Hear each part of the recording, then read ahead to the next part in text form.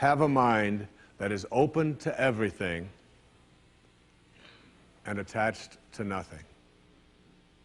One of the central principles of my life is that no one knows enough to be a pessimist about anything.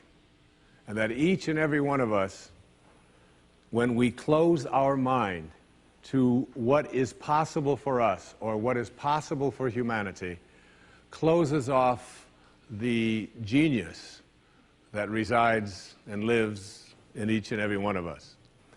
Having an open mind doesn't necessarily mean finding fault with all of the things that you've been taught by others. It means opening yourself up to the potentiality and the possibility that anything and everything is possible. So having a mind that is open to everything and attached to nothing really means finding within ourselves the ability to get rid of a trait that I find so common in the contemporary world. Do you know that most people that I meet spend their lives looking for occasions to be offended? They actually are out there hoping that they can find some reason to be offended. And there's no shortage of reasons. They're out there everywhere. The way this person dressed, what this person said, they turn on the TV, they hear the news, they're offended by this, someone used language that they didn't like, someone doesn't share the same customs that you, and people all day long. In fact, if you keep track tomorrow, you will find probably 100 reasons that you can go around being offended. But a mind that is open to everything and attached to nothing is a mind that says, I'm never looking for anything to be offended by. And that whatever anybody else out there has to say, my response to that is, that's an interesting point of view. I've never considered that before.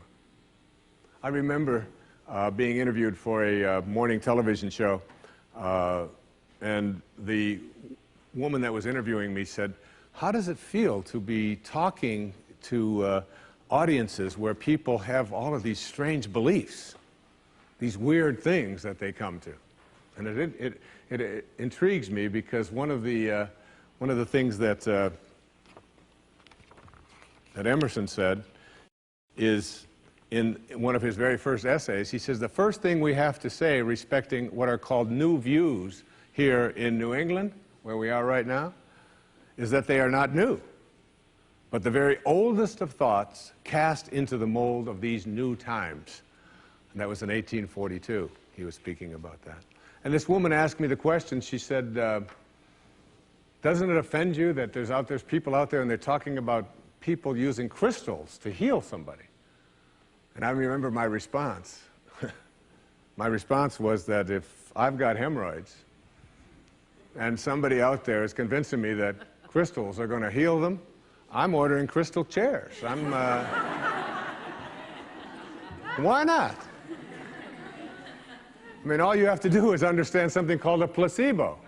And what is a placebo? It's nothing more than a convincing belief. If I hand you this pill and say this pill is going to cure your arthritis, and you take it and the pill is just a sugar pill, but your arthritis disappears, I'm into buying those placebos. Where can I get some of those placebos? And it's true of everything. And it's when you think about all the things that we enjoy and what our life is like, it took people who had a mind that wasn't closed to allow us to make the progress that we've made.